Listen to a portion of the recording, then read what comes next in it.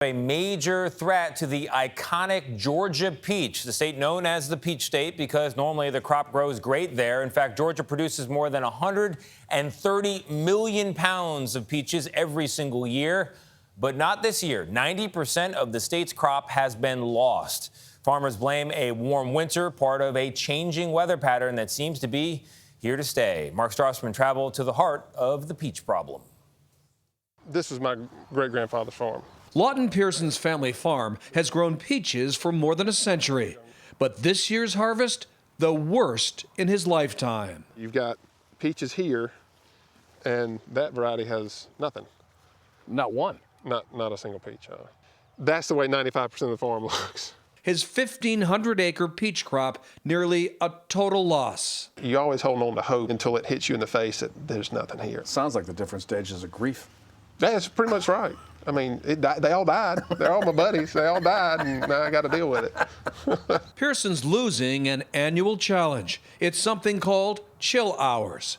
His Georgia peaches, always a diva fruit, generally need 850 hours under 45 degrees Fahrenheit to blossom.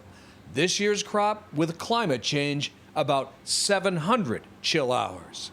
And why aren't you just willing to say, okay, it's a one-off? I'm hoping I can say that. I want to say that, but we are 20% off since 2016. A warm winter plus back-to-back devastating frosts that killed off the early blooms. Farm-to-table Georgia peaches, this year, forget it.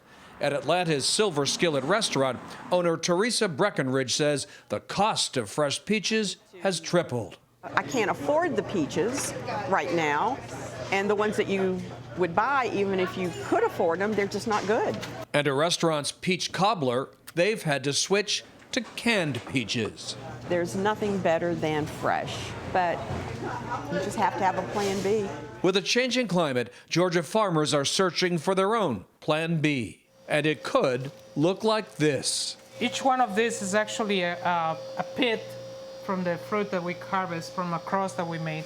At the University of Georgia, Dario Chavez tries to breed a more resilient peach. His team's matchmaking slivers from the pits of different varieties. Selection criteria, size, color, and especially taste. So some of these are hybrids with material from Florida. But all good breeding takes time, and Georgia is running out. It actually takes decades. The short answer, you're working on it. Yeah, we're working on it. Continuing to grow peaches, it's potentially a risk. Yeah, it is potentially a risk. You know, we can't adapt without new varieties. But the number one qualification to be a Georgia peach is how it eats. I don't care how pretty it is or how tough it is or if it's if it's bulletproof. If it doesn't eat well, I'm out of business either way. In all his unfruited trees, those were killed, but they didn't have the decency to fall off. They just sat there. Lawton Pearson worries about his future in peach farming.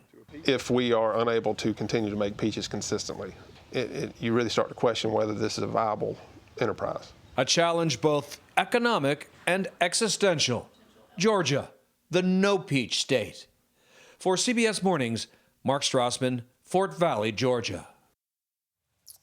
Look at that number, guys. 90% of the peach crop on your thing. I mean, peach upside down cake, peach salad, peach cobbler. People making peach cobbler in Georgia with canned peaches. Yeah. This is a sad state of affairs. Really is. And hopefully, I mean, I also worry about just his livelihood. Yeah, pulling for him. Yeah. Really liked him. Yeah. He told the story very well. Oh, boy. Great piece. Great piece by Mark Strassmann, as always.